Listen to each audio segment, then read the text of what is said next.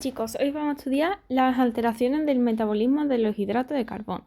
Y para ello pues vamos a estudiar pues, la hiperglucemia, es decir, la diabetes mellitus, la hipoglucemia y los síndromes metabólicos. Muy bien, pues vamos allá. Antes de nada, para saber la diabetes, cuáles son las causas, vamos a explicar cómo es la fisiología normal, es decir, cómo sintetizamos lo que viene siendo la insulina y cómo va a funcionar. Pues vamos a ello. La insulina se va a formar en forma básicamente de un complejo, una molécula con varias partes, ¿vale? Entonces, ahora esta proinsulina, que en forma de complejo, lo que vamos a hacer es que va a venir una enzima, dos, que van a ser la enzima proconvertasa. Tenemos una proconvertasa 1 y una proconvertasa 2. La proconvertasa 1 va a romper los aminoácidos localizados en la posición 32-33 y la otra pues en la 64, creo, no, 65-66. Y entonces lo que va a hacer es que me lo va a romper y se me va a diferenciar en dos moléculas de proinsulina, en dos complejos más chiquititos, en el que va a tener una parte A, una parte B y una parte C, unidas pues por puente disulfuro. Tenía 3 puentes disulfuro para unirlas.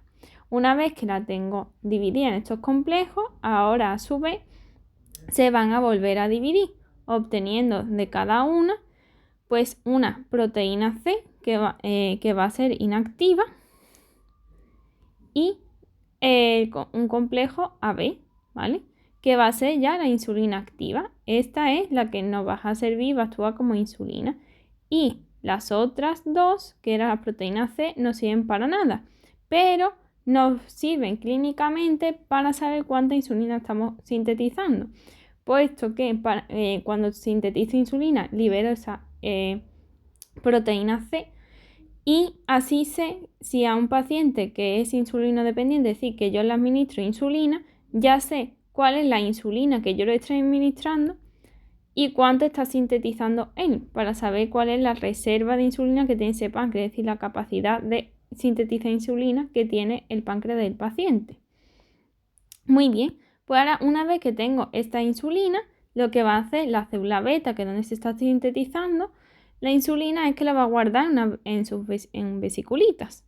Entonces tiene aquí una serie de vesiculitas y aquí guarda pues esa insulina que hemos creado, esta de aquí. Vale, entonces ahora ¿qué va a pasar? Pues nuestras células beta, cuando llega el alimento, que tiene glucosa, ¿qué va a pasar? Que va a atravesar unas proteínas que tiene en su membrana, que es el GLUT2, el cual es independiente de insulina, es decir, que permite la entrada de glucosa aunque no haya insulina. Entonces entra la glucosa y una vez dentro, pues esos mitocondrios la van a usar, metabolismo en la fosforilación oxidativa, y obtengo pues energía en forma de ATP, ¿vale? Ahora, esa ATP me va a permitir fosforilar una serie de proteínas, o sea, una serie de transportadores de membrana, que va a ser el canal de potasio. Y lo que va a hacer es que lo normal es que el potasio pues salga para afuera, ¿no? Pues lo que va a hacer es bloquearlo, es decir, va a hacer que no pueda salir. Entonces se me va a aumentar la cantidad de potasio que tengo en el interior celular y entonces se me va a producir una hiperpolarización y por tanto se me va a despolarizar, la celulita, y entonces se me va a formar un potencial de acción, ¿vale? Entonces ese potencial de acción me va a activar unos canales de calcio dependiente de voltaje y entonces pues el calcio me va a entrar al interior de la célula. Y una vez dentro, ese calcio lo que va a hacer va a activar esas vesiculitas para que excreten ese contenido, lo liberen a la sangre, ¿vale? Una vez que ya tenemos la insulina fuera de la sangre, o sea, en la sangre, ¿qué es lo que va a pasar? Pues ahora esta insulina va a llegar a nuestras celulitas normales. Aquí vamos a pintar nuestras celulitas, ¿vale? Tenemos nuestra celulita y ahora lo que va a hacer es que se va a unir a un receptor que tiene pues básicamente la celulitis, que pues es el receptor de insulina. Muy fácil, ¿no? Bueno, al revés, receptor de insulina. Disléxica. Vale, receptor de insulina. Ahora, una vez unida, lo que va a hacer es que va a fosforilar una serie de una cascada de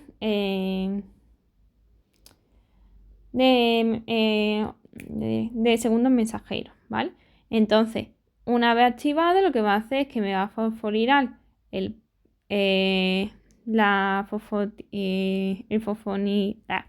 fosfonidósito quinasa y me va a formar el PIP3. Ese PIP3 me va a fosforilar la proteína AQT. Esta a su vez me va a fosforilar pues, a la AS160. Y ahora esta fosforilada, ese fosfato que lo estaba fosforilando, me va a activar la GDP y me la va a convertir en GTP. Y ahora será este GTP el que me va a permitir que las vesiculitas que tiene la célula con los receptores de GLUT4 se puedan incorporar a la membrana plasmática. Y entonces se me forma el GLUT4, que ya sí es insulina dependiente. Y así, por así decirlo, le he creado una boca a la célula para que me pueda entrar la glucosa al interior y ella pueda pues, utilizarlo para generar su energía. Muy bien, pues una vez que ya hemos visto cómo es el proceso de formación de la insulina y su mecanismo de acción, pues vamos a ir entendiendo cómo funciona de forma fisiológica la diferencia de la insulina y el glucagón. La insulina lo que va a hacer básicamente es quitar el exceso de glucosa que hay en la sangre. Entonces, la insulina lo que quiere, su objetivo es disminuir la glucemia. Por tanto, su función va a ser anabólica, es decir, crear cosas a partir de esa glucemia. Entonces, el glucógeno, ¿qué va a hacer? Pues sintetizarlo, aumentarlo. Lo va a convertir la glucosa en glucógeno. Glucólisis, yo quiero quitarla del medio, quiero disminuirla, entonces voy a romper esa glucosa, entonces estará aumentada. Neoglucogénesis, es decir, yo no quiero crear nueva glucosa, ¿no? Entonces va a estar como pues disminuida. La captación de glucosa, como va a estar aumentada, porque yo quiero quitarla de la sangre, entonces aumentada. Y el metabolismo lipídico aumentado, yo quiero pues utilizar como energía esas grasas, por así decirlo.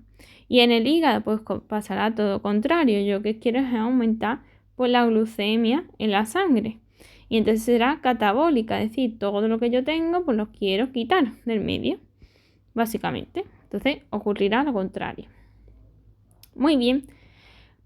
Entonces la diabetes pues básicamente es un problema en el que no sintetizo insulina o la insulina no funciona adecuadamente. Entonces, ¿por qué tengo resistencia a ella? Es decir, necesito más cantidad de insulina para incorporar ese receptor GLUT4 que hemos visto en la célula y que la célula, por así decirlo, pueda comer y entonces pueda meter la glucosa en la sangre y disminuir la glucemia. Es decir, la concentración de glucosa en la sangre. Entonces, ¿cómo la vamos a diagnosticar? Pues midiendo esa glucosa en la sangre. Entonces, ¿cómo lo vamos a hacer? Pues generalmente lo aconsejable es sacarlo de sangre venosa. Una vez sacada, la voy a meter en un tubo con fluoruro de sodio que me va a bloquear la degradación de esa glucosa, porque la glucosa, si yo no la bloqueo, por así decirlo, se me va a degradar 2,7 miligramos cada hora. Entonces, lo que hago es bloquearla para que cuando vaya a medirla, pues no me salga que tiene una glucosa menor de la que realmente tiene. Entonces, hacemos eso y ¿cómo la vamos a medir? Pues la vamos a medir gracias a la actividad de la glucosa hexoquinasa, es decir, la cantidad de NADPH que está liberando a la sangre. Es decir, una vez que la hemos bloqueado ahora en el laboratorio, vamos a echar la glucosa que tiene el paciente, le vamos a echar esa glucosa una hexoquinasa que lo que hace es degradar la glucosa y al degradarla forma NADPH. Entonces yo lo que voy a medir va a ser esa NADPH. A mayor NADPH, pues entonces más glucosa tendría ese paciente, porque estoy obteniendo más energía. Entonces, tenemos que tener mucho cuidado con las muestras hemolizadas, es decir, que los glóbulos rojos se han roto, porque en el interior del glóbulo rojo hay exoquinasa. Entonces va a parecer que tengo más glucosa a cuenta, porque estoy echando más exoquinasa de la cuenta de la que yo he echado. ¿Vale? Entonces, ¿qué más? Vamos a ver, ¿qué tenemos que tener en cuenta? Pues con la glucemia capilar. Es decir, el aparatito en el que tienes el dedito y te pinchan y te saca una gota de sangre y ahora yo lo meto en el lector, tiene pues un error puede darte un error de un 13%, puede variar. Es decir, que una misma persona en un mismo momento te puede dar una vez 100 o te puede dar 113 o 13 por debajo, ¿sabes? Puede ir variando en una misma persona, tiene un error de 13 unidades de insulina, ¿vale? Bueno, y además, pues los niveles de glucemia se pueden ver alterados pues por otros tratamientos, como si yo, por ejemplo, yo le doy, está tomando el paciente ácido acetilsalicílico o L-Dopa, o por los niveles de bilirrubina o lipemia que tenía. Por ejemplo, si sabemos si tiene mucha lipemia, como tiene muchos kilomicrones en la sangre, hay menos volumen de líquido de lo que debería haber una persona con una misma cantidad de sangre que yo saco, porque aquí hay más líquido y aquí hay menos.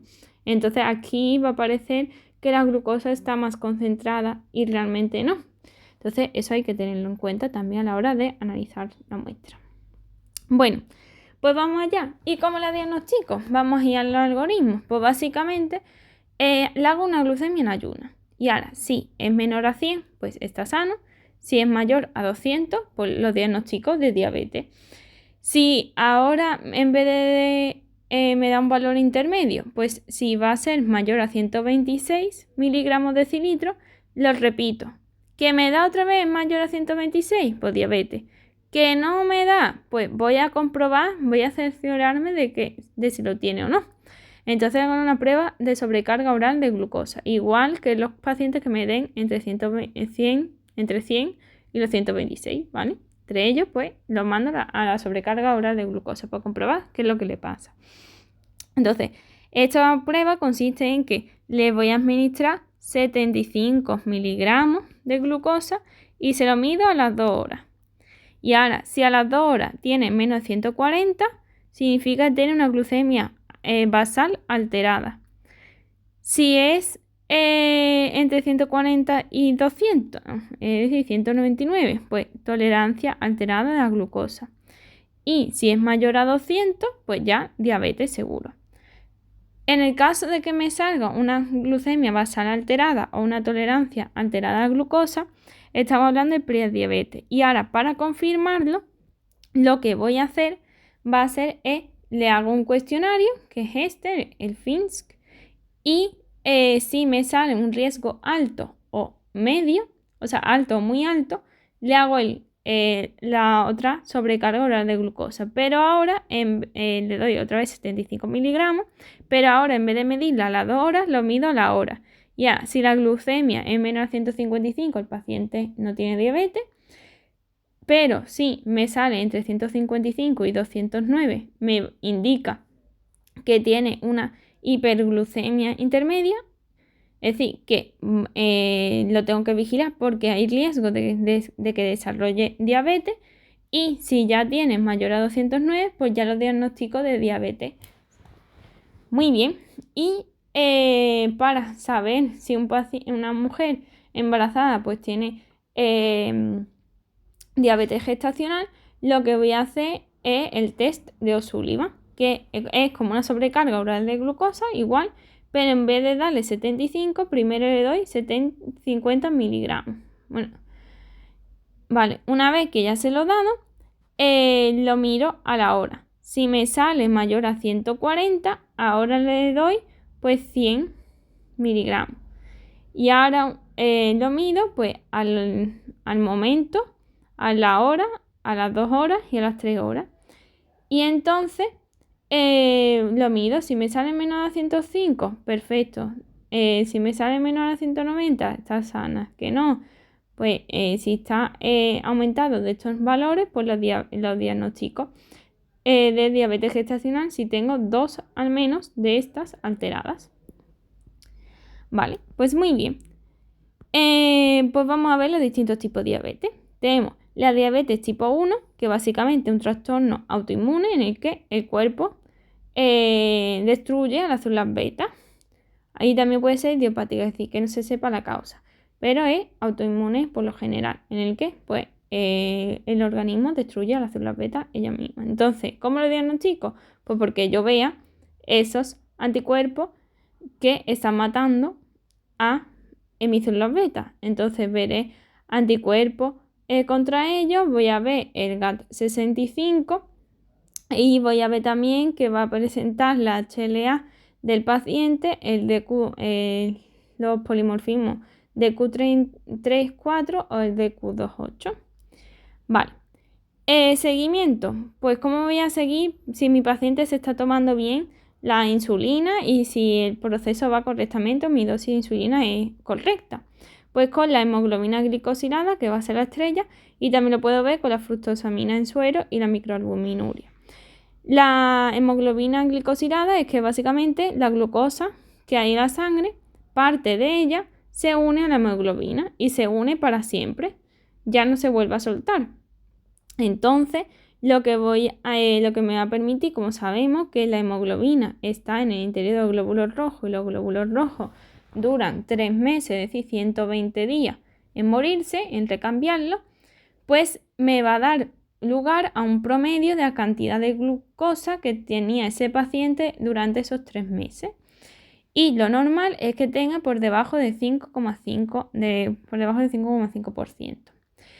Otra manera sería la fructosamina en suero, pero me lo va a evaluar el promedio de glucosas en un mes, en vez de 30 días, un mes. Y la microalbuminuria me va a evaluar pues, la función renal, puesto que los pacientes con diabetes mellitus a lo largo del tiempo, como es un proceso crónico, pues van alterando el riñón y disminuyen esa tasa de filtración glomerular.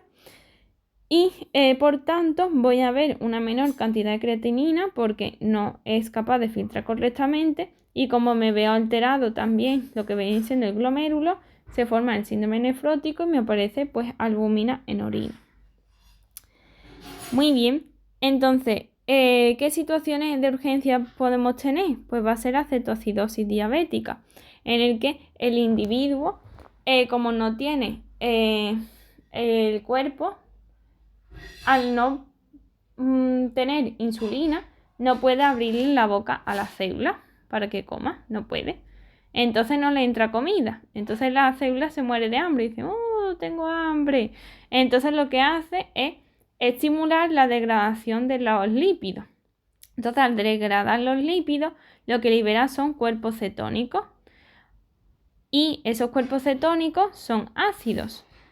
Entonces lo que me va a producir va a ser una cetoacidosis diabética y con ello pues una acidosis metabólica.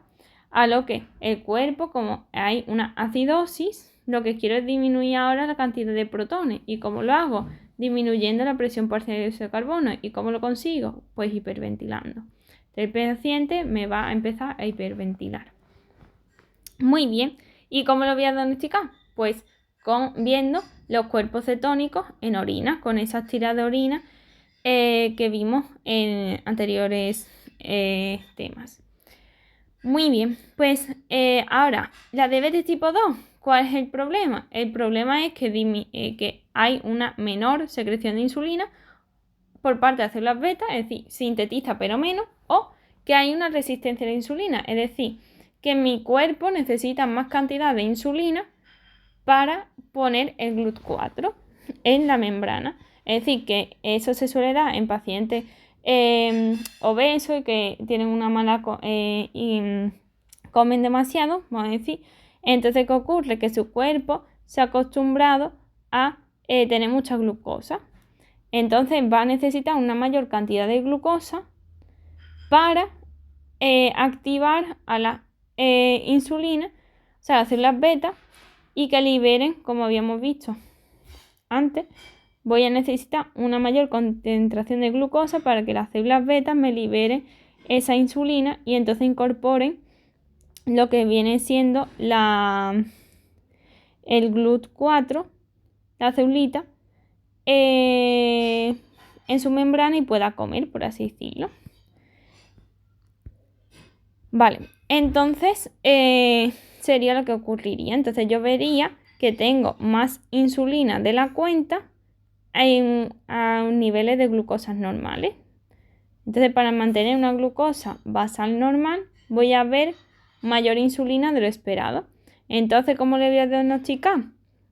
Pues bien, con el HOMA en el que me mire eso, la concentración de glucosa por la de insulina dividida entre 450, si me da mayor a 3, pues me está indicando eso, que tengo más insulina de lo que se esperaría con esa glucemia basal. Otra manera de identificarlo es si tiene 3 o más de los siguientes parámetros, pues un IMC mayor a 30, un perímetro de cintura mayor a 88 en mujeres o mayor a 102 en hombres, etc. Vale, ¿y qué complicaciones podemos ver? Pues problemas cardiovasculares, retinopatía diabética, el pie diabético, la insuficiencia renal porque me daña los vasos sanguíneos y entonces no me llega tanta sangre a los túbulos renales. Entonces, ¿qué va a pasar? Que no me se filtra tanta sangre de hipertensión arterial y se me acumula la creatinina en la sangre. Situación de urgencia, pues un coma hiperosmolar, es decir, tengo demasiada glucosa en la sangre. Entonces se me va a aumentar la osmolaridad. Por tanto, va a llegar un momento que va a disminuir esa diuresis, va a disminuir esa tasa de filtración glomerular. Porque el cuerpo, como tengo una mayor osmolaridad, tengo muchas más moléculas, pues las moléculas van a retener el agua. No quiero perder agua porque no puedo tener la sangre súper concentrada. Entonces voy a hacer menos pipí. Entonces el diagnóstico va a ser pues, una glucemia en sangre mayor a 600. Como estoy filtrando menos, voy a ver una hiponatremia, menos sodio va a estar en la orina. No hay acidosis porque no estamos hablando de la cetoacidosis diabética, que va a ser lo que me diferencia una de otra, y no hay cuerpos cetónicos. Lo que me diferencia una de otra es eso, que no hay cuerpo cetónico, en esta hay cuerpo cetónico y hay acidosis, y en esta no. Y también podemos tener pues, la diabetes gestacional que se da en la embarazada, que ya hemos dicho cómo se diagnostica, o la diabetes tipo 3, que es pues por múltiples causas, que no es ni la 1 ni la 2, que sería iatrogénica, es decir, que por derivado del uso de fármacos, genética por el MODY1 o el MODY3, cromosómica que viene a hacer lo mismo, o por ejemplo páncreas endocrino, si hay una inflamación, una pancreatitis del páncreas, ¿qué va a pasar? Que esa inflamación va a hacer que las células beta no funcionen y entonces no liberan esa insulina. Y la causa ha sido esa, porque ahí está inflamado el páncreas y en el momento que se quite la patología, deje de estar inflamado, pues sí funciona. Mientras que en este caso pues es progresivo y sigue avanzando, ¿no? No se resuelve porque está inflamado, es la diferencia, ¿no? Aunque en ambos casos se disminuye la liberación de insulina. Vale. Entonces ahora tenemos el síndrome metabólico, que básicamente son un conjunto de características que tenga un paciente que aumentan el riesgo de que desarrolle una enfermedad cardiovascular o diabetes mellitus. ¿Cómo lo mido? Con el OMA, es decir, esa resistencia a la insulina, a ver si lo tiene o no.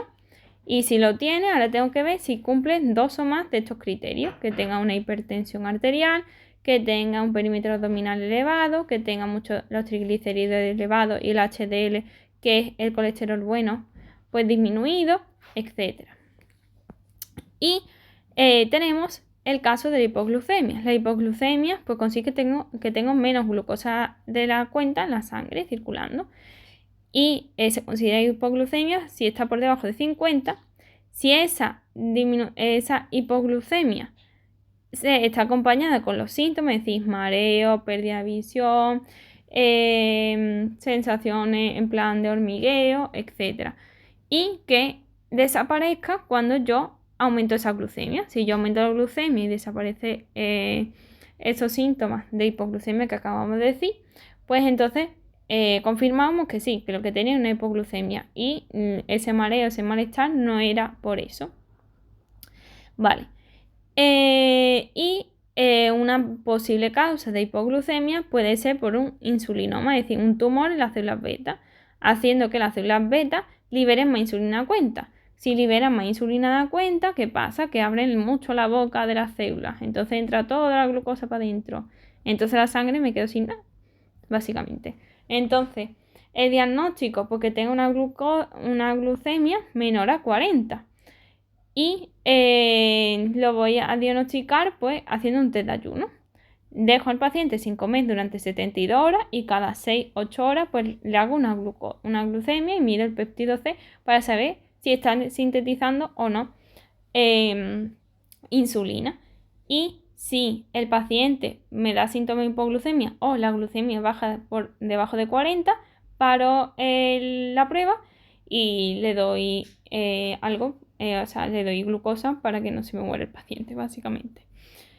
Y otro criterio pues sería pues que la insulina, multiplicar la insulina por 100 y dividirla por la glucosa menos 30 y me dé más de 50, es decir, que la cantidad de insulina sea excesivamente mayor a la cantidad de glucosa que tenga. Es decir, que se libera más insulina sin venir a cuento. ¿Por qué? Por ese tumor que las células beta están ahí activas más de la cuenta.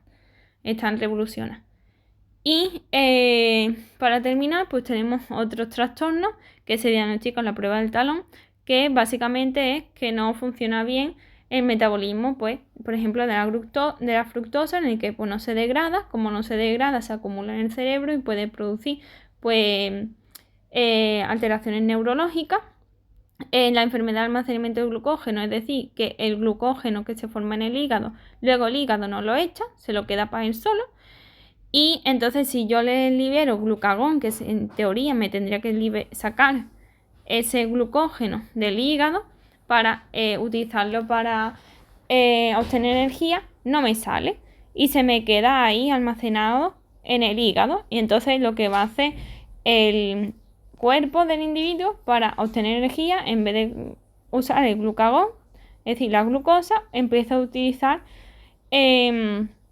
los aminoácidos y entonces me produce un aumento del lactato o una galactosemia, en el que pues básicamente el paciente no es capaz de degradar la galactosa y ya está. Entonces pues ya hemos terminado el tema.